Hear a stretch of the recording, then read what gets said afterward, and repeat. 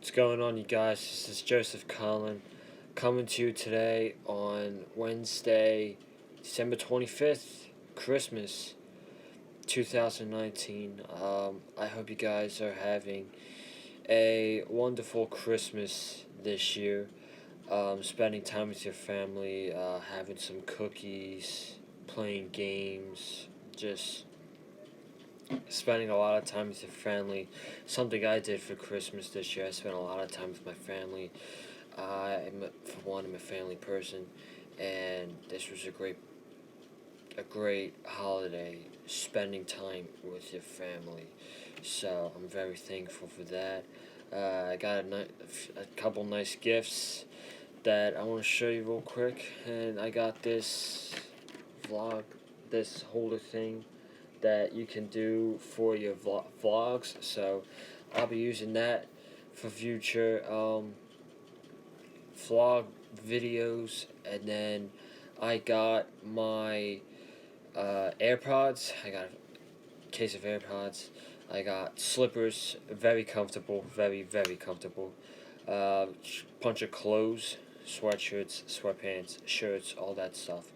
And then finally, during NXT tonight, I got my Elimination Chamber tickets on March 8th, the last pay per view before WrestleMania. So I will be in the Wells Fargo Center on March 8th for Elimination Chamber, and Eddie will be there as well. And we are 100% doing a vlog right here on the Big Fight Field channel.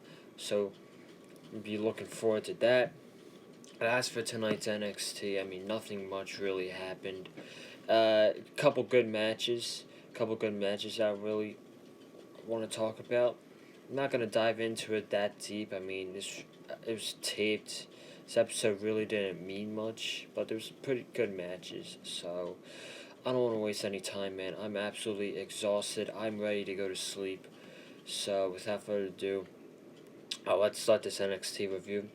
And we started off with Roderick Strong NXT North American Championship Open Challenge.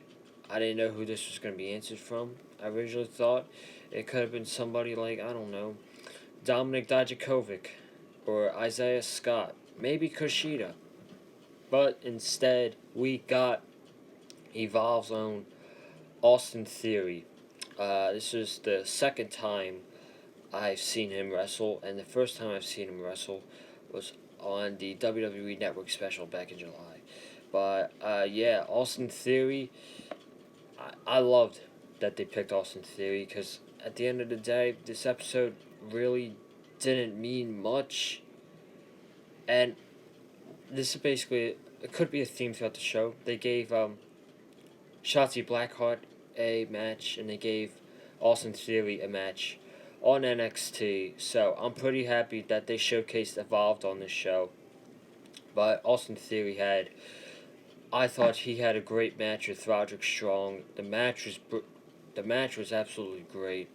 It felt like they were trying to break each other's backs with like a bunch of backbreakers and all that stuff. Roddy was on the outside. He hit an angle slam onto the ring post and just dropped Austin Theory to the floor. That looked absolutely terrible. There was another backbreaker where Roddy was standing on the second rope. He had Austin Theory up, and he just dropped Austin Theory right on his back on the top turnbuckle. That looked really painful as well. And then the one Austin Theory got Roddy in a suplex position, hooked his right leg, and gave him a suplex right on top of the apron. Ouch. Looked absolutely painful. Like I said, these guys were trying to kill each other's backs. But at the end of the match, I would say this was before the end of the match. Roddy was going for a jumping knee strike. Austin Theory, perfect timing, gave Roddy a super kick. Roddy kicked out at 2. Austin Theory's like thinking what to do next. He was attacking Roddy.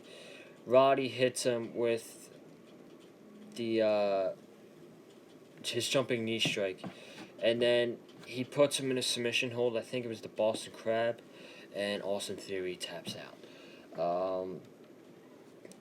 Roderick Strong retains in about a 15-minute North American Championship match. Great stuff with Austin Theory. Love Austin Theory in this. Definitely want to see more of him on NXT in the future. He looked absolutely fantastic, and I'm glad that they gave him this match for the North American Championship against Roderick Strong. That's that. And then for the next match, before I talk about the next match, they were doing this thing about the entire night where they were going in the studio where there was Kathy Kelly, Sam Roberts, and Pat McAfee, and they would talk about like what's going to happen next week or all that stuff and matches coming up. So what they did was they had matches in Full Sail, and they had matches at Barclays Center where they originally taped SmackDown for Friday night. But this match was taped at Barclays Center. It was Isaiah Scott versus Jack Gallagher. Good match. Isaiah Scott gets the win here with his jumping super kick to the back of the head of Jack Gallagher. Isaiah Scott, he's so much fun to watch, man. I have a lot of great things about him. I'm pretty sure. I think he's gonna have. I hope he has a great 2020, man, because the dude is so talented in the ring. He's over. He's really. I think he's pretty over with the crowd, and he's very charismatic in the ring. Will he be in the 205 Live the Cruiserweight division for NXT, or will he be in the North American Championship picture? Only time will tell, but the dude is absolutely fantastic. He gets the win here over Jack Gallagher, and this was a pretty good match. I'm excited to see what the future holds in 2020 for Isaiah Scott. We go back to Full Sail. We got Tainara Conti, just Tainara versus Candice LeRae. Okay match. I mean, I wasn't really paying attention to this that much. I gotta admit, I wasn't really paying attention to it that much. I was on Twitter, tweeting stuff, talking to people on Twitter, reading other people's tweets about Christmas, all that stuff. Talking to my cousin, whatever. At the end of the result, Tainara hit her finisher. Candice kicked out. She was panicking. Candice, I forget what move she hits on Tainara, but she sets her up for the finisher. Basically, the lion salt jumps off the second rope, gives Tainara a moonsault. 1, 2, 3.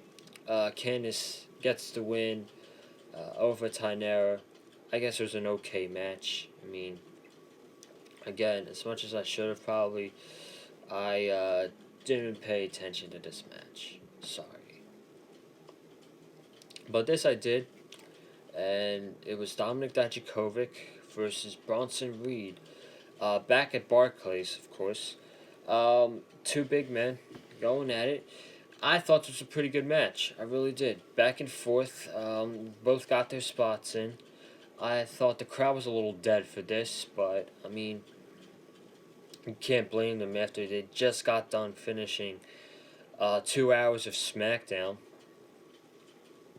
But Bronson Reed, I think it was his signature or finisher, I'm not sure. But Dijakovic kicks out of it. He goes for the Feast Your Eyes. Reed counters. Reed goes to the top rope.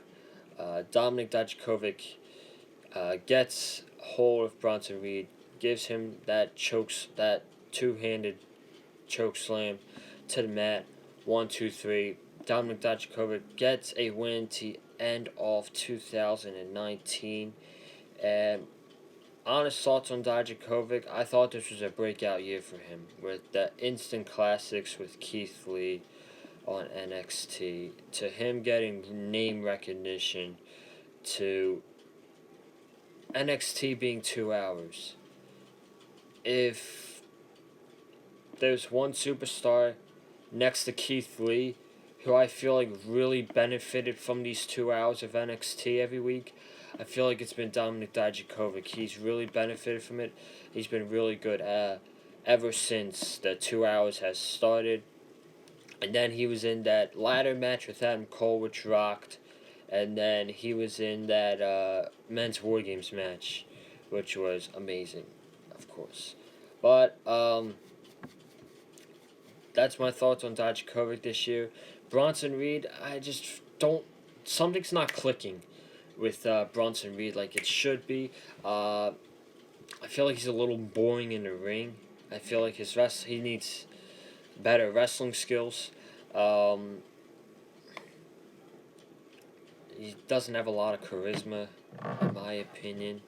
He's very quiet. The crowd's very quiet during his matches. Um, Maybe he needs a heel turn. I'm not sure, but it feels like, it feels like most superstars who are baby faces need heel turns. Maybe 2020 is going to be the year of Bronson Reed. Who knows, man? Who knows? I just feel like the guy needs a little more ring work, and he needs a little bit more charisma. That's all. This was a pretty good match with Dominic Dijakovic. Dijakovic gets the victory. We then had Shotzi Blackheart versus Bianca Belair. This was a nice showcase match for Shotzi Blackheart. I think she's the Evolve Women's Championship, if I'm not mistaken. She had a very good match with Bianca Belair. I was very much into this. Bianca put her over in front of that Full Sail crowd. The crowd was actually invested into this, in my opinion. At the end, Shotzi, she goes for a move. Bianca pushes her into the turnbuckle. She gets unconscious, and Blair goes for the EST and picks up to 1, 2, 3 and gets up a victory over Shotzi Blackheart to end off 2019. And we'll see what Bianca Belair has to come for 2020. The women's division in NXT is absolutely stacked. So now with Rhea Ripley's NXT Women's Champion, and Shayna Baszler most likely going up to the main roster, I feel like Io Shirai could be that woman to take the title off of Rhea, maybe WrestleMania weekend. So for the time being, why not give Bianca a match with Rhea Ripley at TakeOver Portland? You don't have to rush to Rhea Ripley and Io Shirai, in my opinion. That's my opinion. I feel like it's a smarter decision, and I feel like we've seen it before. Bianca and Rhea Ripley could have a really good match, in my opinion, especially on a stage like TakeOver. I feel like they could absolutely kill it. Bianca gets the victory over Shotzi Blackheart. Before I move on to the main event, we go backstage the backstage area with Kathy Kelly, Sam Roberts, Pat McAfee. They're talking about Worlds Collide happening January 25th, the night before the Royal Rumble, and the main event was announced. An absolute dream match for me. This is a dream match, no doubt. Imperium from NXT UK versus the Undisputed Era, Adam Cole, Roderick Strong, Kyle O'Reilly, and Bobby Fish of Undisputed Era. This is a dream match, in my opinion. This is an absolute dream match. This is going to be the main event of Worlds Collide, and I cannot wait for Worlds Collide. Already, after you announce a match like this, one of my personal dream matches, you got me hooked, man. You got me hooked for January 25th. And what could be possibly other matches that we get on this Worlds Collide? Personally, I would like to see a match between Johnny Gargano and Tyler Bate. And if I had to ask for another one, give me Dave Mastiff versus Keith Lee. those two big men, they can kill it. And so can Johnny and Tyler Bate. It'd be a very fast-paced match between those two. And the Dave Mastiff Keith Lee match would be very hard-hitting. So those are two matches I would really like to see on the Worlds Collide show. Finally, the main event at Barclays Center, we had Keith Lee and Lio Rush versus Damian Priest and Tony Nese. This was fun for what it was. I mean, it had a little Christmas fun into it with Leo wearing a green jacket, Keith Lee wearing a Santa hat. I mean, it really doesn't matter. I mean, the show meant nothing at the end of the day. So let's just let them go out there and have some fun, you know? And it's exactly what they did. It was typical tag team match. Babyface Leo gets beat up for a little bit, gets a maneuver. Keith Lee hypes up the crowd, gets a tag, runs wild. Crazy spot in the match. Tony Nese goes for a over the top rope maneuver. Keith Lee catches him. He literally just holds him for a good minute and power bombs him onto the barricade. Damian Priest jumps over the rope. Keith Lee catches Damian Priest mid-air, and he's swinging Damian Priest onto Tony Nese like a baseball bat hitting a baseball. A crazy spot, in my opinion. That was absolutely insane. And then Keith Lee gives Damian Priest a power bomb onto the ring apron. So he's out. Tony Nese is legal. They get him back into the ring. Keith Lee tags in Lio Rush. Keith Lee stands Lio Rush on his shoulder. Frog splash. 1, 2, 3. Keith Lee and Lio Rush got the tag team victory to end off 2019 in a fun tag team match. So I really liked it. It was fun. Crowd was pretty invested into it, I thought. And yeah, those were the matches on NXT this week. Again, I'm absolutely exhausted from Christmas today, so I'm going to wrap this video up. Thank you guys for watching this video.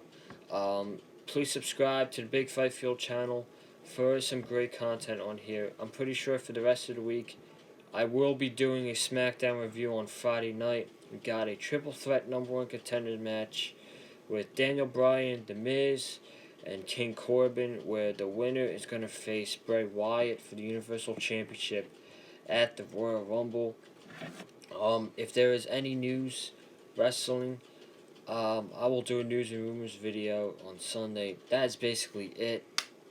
But next week is going to be absolutely crazy, because next week is New Japan Wrestle Kingdom week, one of the biggest weekends of the entire year for pro wrestling. So I'm going to be doing predictions for that show. I don't know if since there's 2 nights, I don't know if I'm going to do just one day of predictions for both nights, or if I'm going to do night 1 predictions one day and night 2 predictions another day. I'll figure that out. And then we got AEW Dynamite on Wednesday, January 1st, headlines by Cody and Darby Allin. That should be a great show. And then we got Wrestle Kingdom next weekend, Saturday, January 4th and January 5th. Super excited for Wrestle Kingdom next week. I will definitely be covering that for you guys. Make sure you like this video with a super kick. Comment down below what you thought of this week's episode of NXT. Follow me on Twitter at Joseph Conlon. I am right now at 825 followers. Thank you so much for that. Make sure you guys go follow Eddie on Twitter at Eddie Mullins, and make sure you guys go tune into last week's videos, such as Road to the Ring Episode 1, Comeback Edition, and last week's news and rumors. But guys, that's all for tonight. Merry Christmas, Happy Holidays, have a good night.